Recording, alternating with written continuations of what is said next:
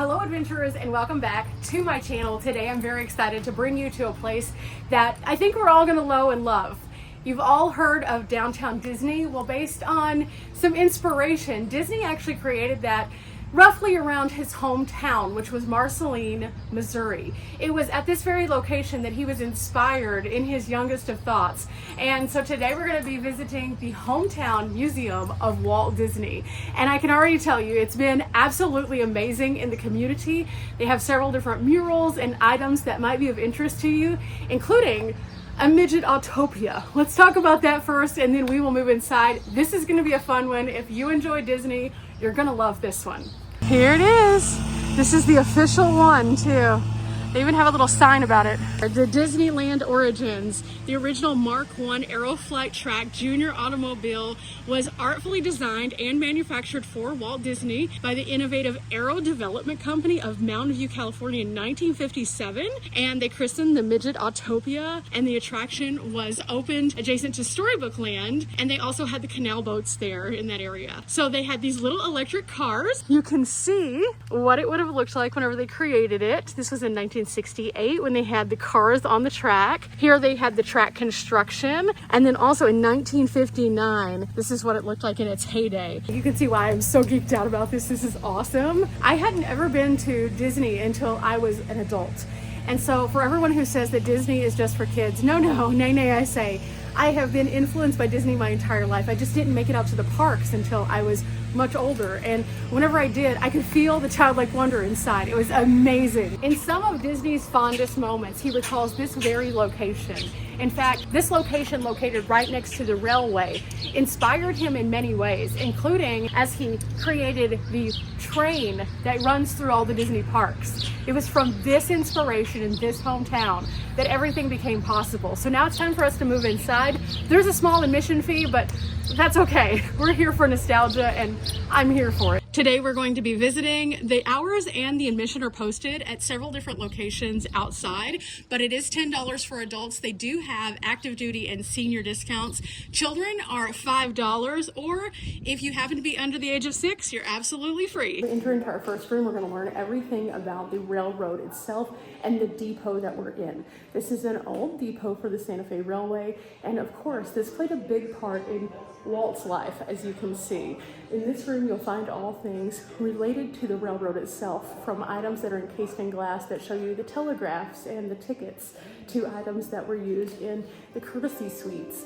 Also, you can find a few pieces of information on the video screens as you walk past. So everything in this particular room just kind of sets the tone for what this building was and why it was important to Walt. But as we move around the other displays, we'll find the timeline of Disney here in Marceline. We'll also find Autotopia. This is a 2-level museum, so there's lots to explore, and we have some time, so let's get going. This was the original ticket office, and you can find here some of the oldest luggage, some of the uniforms. There's also the Marceline News, and you can find out what this depot looked like in its heyday, as it was located right on the train tracks. If you look out the windows, you can even see the train still passing by, even to this day. Now, why was this important to Disney, though? The reason why this was so important to Walt was because he would actually find the rail, put his ear on the rail, and listen so that he could hear the train approaching. He would hope that it would be his uncle, who was an engineer. Later on, the Santa Fe Railway ended up donating the park that is right next to this area, and it has now several displays which we can see, including one very special one. Frequent that Walt would climb onto the train when he was allowed to and pull the sounding cords so that he could hear the train. And I think that that's pretty fascinating, but also he was obsessed with that because he would run down the train to kind of catch it. And these were all very important memories to him that lasted for a very long time, which ultimately brought the train to Disneyland. And I think that's pretty neat. But we're about to go through his entire timeline. So outside of these doors, here we go.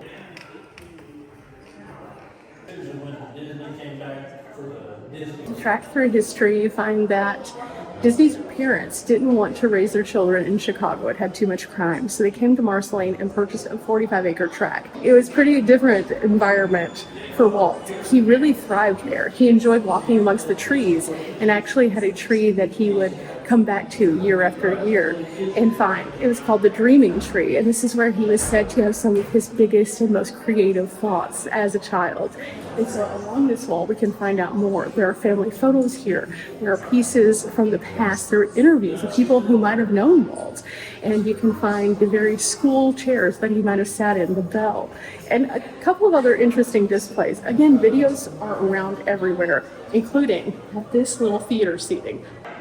It mentions here that Walt was nearly 7 when he enrolled in school for the first time here, and it was because his father wanted him to wait until Ruth was old enough to go as well. That was his sibling. But Walt's mother had already taught him to read, and so he attended Marceline's 2-story red brick schoolhouse with 200 other students. And you can see right here in the front, here is Walt Disney. He spoke on this time in his life. He said that he was embarrassed because his little sister would just cling to him everywhere. Now, when you ask his teachers about him, his teachers would say that he was just a little bit ornery. Ornery minds are very creative minds, as we later went on to find out. Here you can find even more accounts of Walt Disney's life through the very people who knew him here in Marceline. It mentions here in 1946 that Disney came back to Marceline because he was researching for a planned park that he had in Anaheim, which we now know to be Disneyland. It says that he had talked to many people, and he was already a famous cartoonist at the time. His boyhood antics and his childhood drawings had led him far, and he wanted to visit the park school where he had been previous. He also photographed all of the buildings along Main Street because they were his inspiration. And as you hear, another train. Marceline is the inspiration for Main Street USA, which of course is the most noted Main Street in all of a theme park. This is one of the most known places, and it was designed right after here in Marceline. All of the businesses that he knew to be here, he wanted to inspire him to tell stories to others.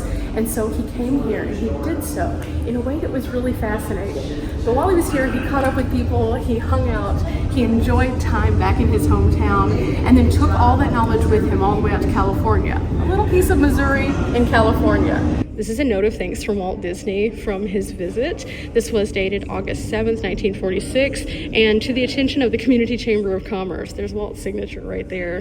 Now, in 1956, the town of Marceline dedicated the Walt Disney Pool and Park Complex on July the 4th, and when the city's fathers asked permission to name the park after him, Walt, not only did they say yes, but they also came back for the opening day ceremonies. Here you can see this was the dedication of that time. During that time, they had a big news write-up in the Marceline News, and then also they had a beauty pageant, it looks like, and then a lot of kids who were just really excited to go and jump in. This is really, really fun. The pictures here are really fascinating because as you go through each and every one of these, they held a grand event that day where Roy and Walt returned, and you can see what the thriving downtown looked like and why it was such an inspiration here as well. But this was kind of a fun fact.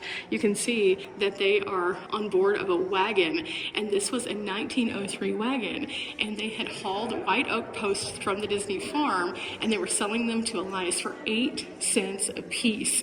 And in the meantime, also it says that Walt and Roy went by limousine to Yellow Creek, where they used to picnic, swim, and fish, and they used sticks for poles, pins for hooks, and you can see them going back and returning to do that once again. You might be able to take Walt out of Missouri, but you can't take Missouri out of Walt. And that's the ongoing theme of this. He was always appreciative to the community that he came from. He always had fond memories, and he incorporated that into all he did.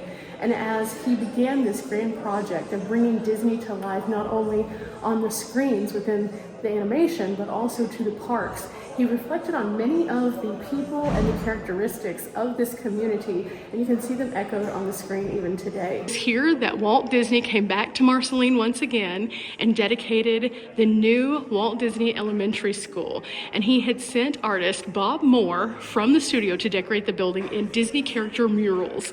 And he also gave a studio designed playground equipment, a flagpole, and also a few other things. This was such a neat piece of the community. And you can see some of these earliest pieces reflect the early Disney parks. You can see the desk where Walt had carved his initials all the way back in elementary days, and it had been on loan to Disneyland for 10 years and was part of the recent special exhibit at the Ronald Reagan Library even. A humble desk from a small town in Missouri that made its way all the way around to show off the legacy of one man. And guess what? Here it is. You can see it here today. There it is. WD. Now, through these cases, you'll find various correspondence that Walt had throughout time with the people of Marceline, through telegraphs, through letters, and through photos that were important. And each of these reflects the stories that we've just talked about. Some fascinating photos, some interesting articles, just some very cool things that just bring us around to the story of Disney. But again, there's so much more to this. We are just through 2 small rooms in this gallery, and we're only getting started. Disney's legacy, of course, spanned far beyond just the timeline here in Marceline. And as we move into the next room, we get to see a little bit more of what that looked like. Because we move into the Marceline Midget Autotopia. Inside, one of the cars is on full display for us all to see. Starting off, a few fun facts. The Midget Autotopia cars were built by the Aero Company. Headlights were parking lights from a 1956 Pontiac. Hood ornaments came from a 1957 Chevy. Taillights were the same as Katy clearance lights, and they featured a ribbed rubber carpet in each one of them. The cars themselves were pretty interesting because they were a Mark I Aeroflight tracked junior automobile, and you can see in it fully. They were artfully designed and manufactured for Walt Disney by the innovative Aero Development Company of Mountain View, California in 1956. And the original Midget Autotopia ride opened adjacent to Storybook Land. Here's a fun fact though. Did you know that Autotopia only lasted a short time and then it had to move on? Do you know what replaced it? You're never gonna guess this. It's A Small World. One of the longest running rides that still to this day, when you go in, will take your imagination and put it on 10. It is absolutely amazing to see though that this was a piece of the original thought of Disney. And then it paved the way for another original thought of Disney. Of course it needed to come home to Marceline. Of course, for it to come here, it had to come in pieces and be reassembled. And you could see that as it was assembled, they had a grand gathering once again here in Marceline. It opened and so many people were interested in coming, and they had a big dedication ceremony and everything. But they never forgot the humble beginnings. And here you can see the Marceline Press celebrated this particular item and showed where its original location was in Storybook Land, and how that the children of Marceline would now benefit from this amazing state-of-the-art item. Now, sadly, we do find out here that due to his illness, he was unable to attend. However, he sent a taped message and said, "This ride was very popular with Disney's younger guests, and I hope it will be equally a big hit with the children of Marceline." Thoughtful of his community, he wanted to make sure that the children were inspired just as he had been inspired. And I think that that's the ongoing theme of Disney. He wanted to inspire children of all ages. And we all have been touched. Some way or the other, we have seen a Disney movie, heard a Disney song, been to a park, or in some way, shape, or form been impacted by a Disney story. And I think that that is the greater good of Disney. He never gave up on people, and in fact, he wanted to inspire more. Now, the sickness we were just speaking about turned out to be cancer.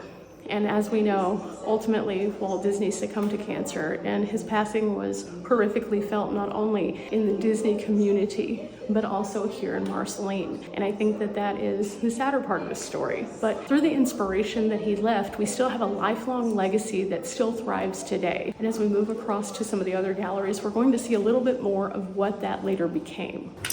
As we move into this section, this is going to be very fascinating.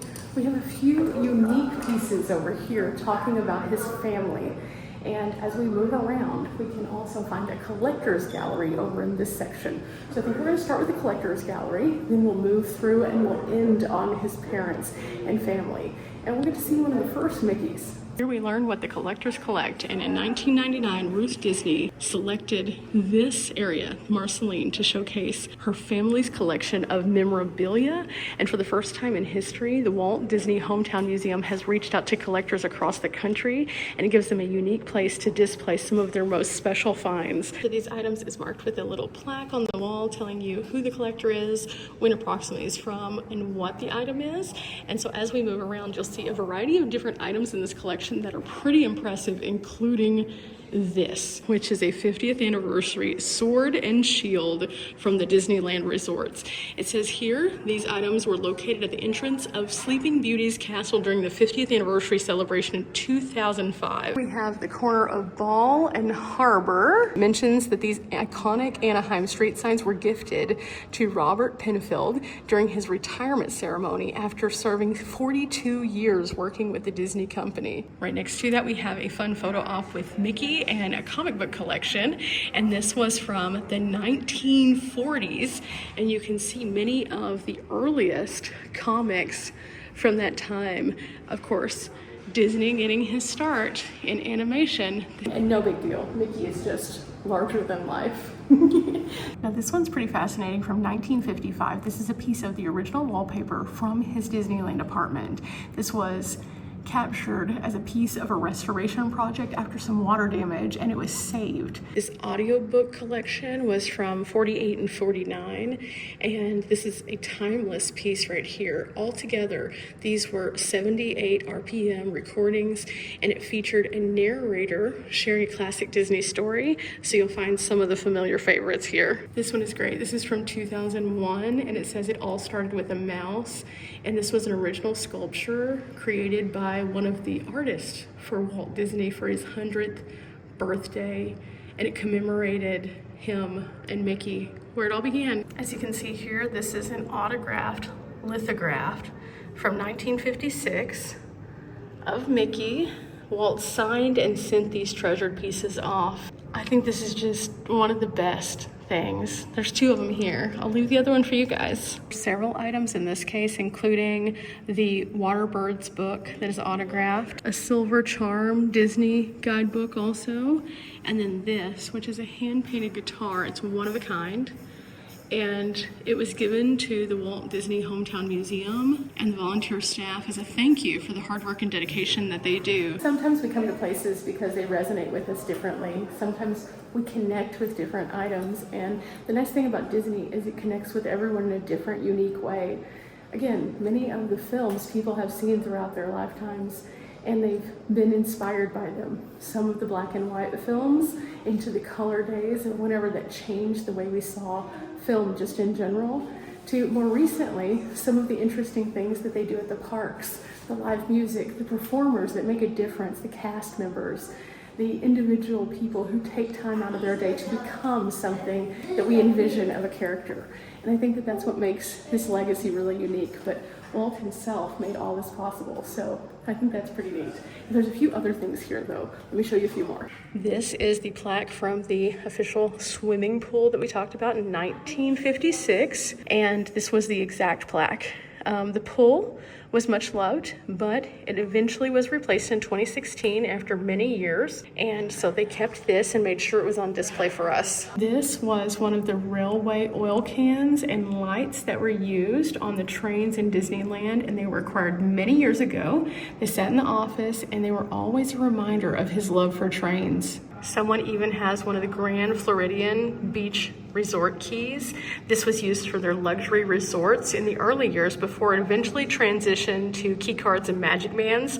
And this was quite the sight to see from 1988. Of course, again, the lining of the halls here are full. And then you might notice as you're walking around some of these benches. And these benches are really unique. They allow you to take a moment and be a part of the legacy and to make your mark as well. So here I am. I'm part of the Disney legacy now. But we still have many halls ahead, and here we get to celebrate Walt in a few unique ways. In fact, to celebrate the 50th anniversary of Walt Disney's Magic Kingdom, we are honored to share Walt Disney World Ambassador Stories. And this is a story told through the experiences of various people. We have Sarah Spike and Christopher White, and then along the way also, we'll find many different exhibits here, part of their ambassador program. I think this is really neat because as we're looking through this, you can see articles like these, ambassador pins like these, staff badges, letters, special communications. We also have some of their name tags, and they have a special pin series here as well. If you've ever been to the park, you know pin collecting is a big deal, so I'm sure that those have a lot of sentimental value because they're unique and special and not just anybody can get them. But as we're also going around, we get to learn a little bit more about what these ambassadors do, and it kind of fills in the blanks and takes away some of the question marks as we visit the park and we see people who might not look like traditional cast members. It mentions here that the ambassador costumes have evolved quite a bit throughout the years, and they have custom vests that are created, and they have a costuming department. So here you can see what these look like, and then also you can again see some of the ambassadors wearing those unique uniforms. Also in this room you find some of their more unique items like the 35th anniversary tickets that were special prints, and then also some of the silly symphony holiday lights that they created way back in 1935. And this has to be my absolute favorite. This is a table that is Fantasia themed. Look at this. This is so neat. Here is Sorcerer Mickey, and he's a bronze table. It was a limited edition piece. It is one of only 30 ever produced. And then we learn a little bit more about Walt again. It says that he had turned his senses to trains chugging through Missouri countryside, and that the trains became a big portion of his life. So as an adult, he wanted to continue that. And you can see here how he did that in a really fun way. In fact, this was his own little personal railway. He never gave up the dream of the places that he had been and the places that made impact on him. This is a piece of his private track that he had at that residence. And in addition to that, you can find more photos from him putting together that dream of having his own small railway that could go around his property.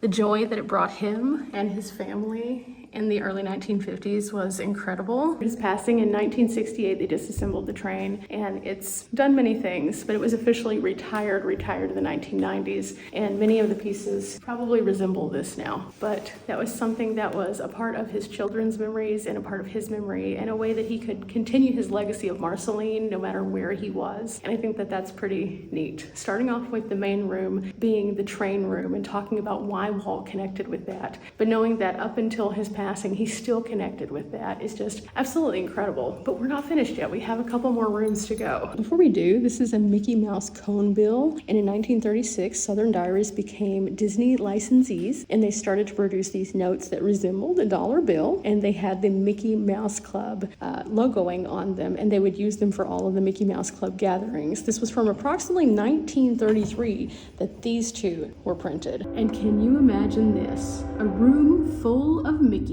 They have several different cartoon film strips in this section that you can find from different years. Some of the earliest in here have some of the earlier designs of Mickey himself. After all, we know throughout time that Mickey changed just a little bit. He started off looking slightly different than he became in later years. Even while Walt was still alive, Mickey would evolve ever so slightly within the drawings to tweak it just a little bit here and there.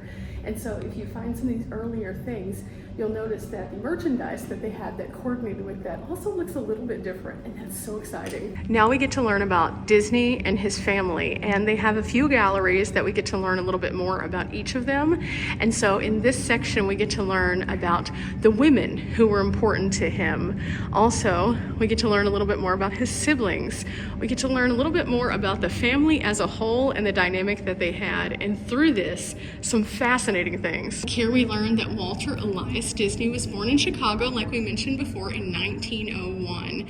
And that despite that, whenever they relocated to Missouri, he said that he always had his roots in the great state of Missouri. He didn't claim Chicago near as much because his lasting memories came from this area. But along these walls, you can find photos of his family and some of the many things that they did together. It's just a really personal look behind the scenes of a man who meant so much to us all, but you get to see the people who meant the world to him as well. In each of these cases, there are cases upon cases of family photos and correspondence. There are things that kind of, if you read through them, make a little bit more sense as to how that they would do things, how they would just speak to one another. Again, lots of behind the scenes of Roy as well. And as you learn a little bit more about Roy, you learn that his name was Roy Oliver Disney. He was born in Chicago in 1893, so he was Walt's older brother. And despite the hard work that he did, he enjoyed his life here in Marceline as well. Roy and Walt were very close, and that echoed throughout the later years of Walt's life as well, as Roy was heavily involved in Disney's success as things moved forward. And so as we kind of go through each of these cases, it's just fascinating to see each and every part of it. But I'm going to leave some of this for you all because there's a lot of reading in this room, but you can see just fascinating stuff. Definitely an interesting look into a fascinating man like Disney himself. But there's one other thing right here. As you go to this case kind of centrally located, you can see there is a couch right in front and a television, which will play a few interesting things to give you more insight about Disney and his life. Now, as much as there are some positive things in this gallery, there's also some sad moments as well, like this one, Mother of Walt Disney is killed.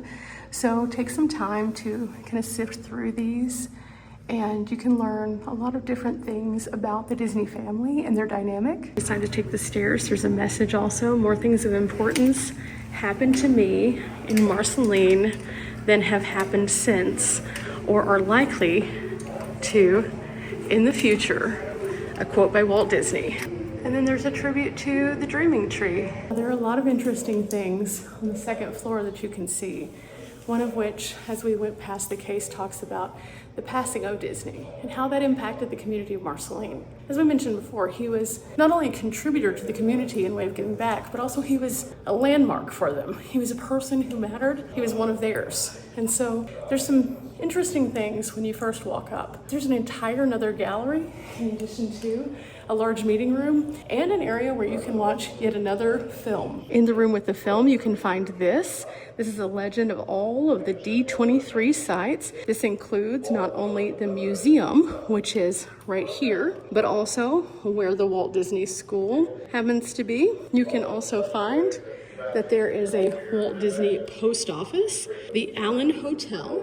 You can find right here, this is Murray's department store. And then also there are a couple additional sites that you can check out. As we move into the final gallery here, again, lots of great resources for everyone. You can find the classroom, and here you can learn a bit more about the park school where Disney attended. They have kind of a little area where you can sit down and envision your life if you had been there. But additionally, they have another video that you can watch. And I think that this is the most important thing, is again, putting yourself in the position, but also visualizing.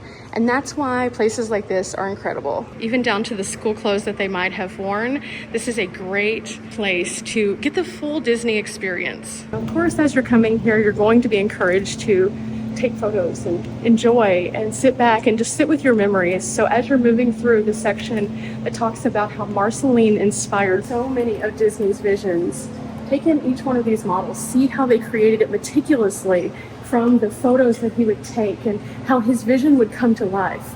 Now, on the video that we just watched, we learned that just before his passing, he could see in his mind the entire map of Disney World and what that would become.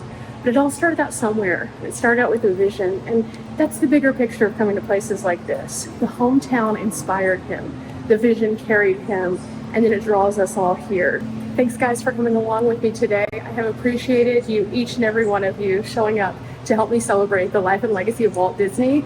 This is handicap accessible. Anyone can come here. The price is very reasonable, and to have this little piece of nostalgia to carry our memories is something so important for each of us. Have a thought, find a way to boost that thought up, and remember, action steps matter. So remember, we're not here for a long time, but we are here for a good time. I'll see you next time. Bye.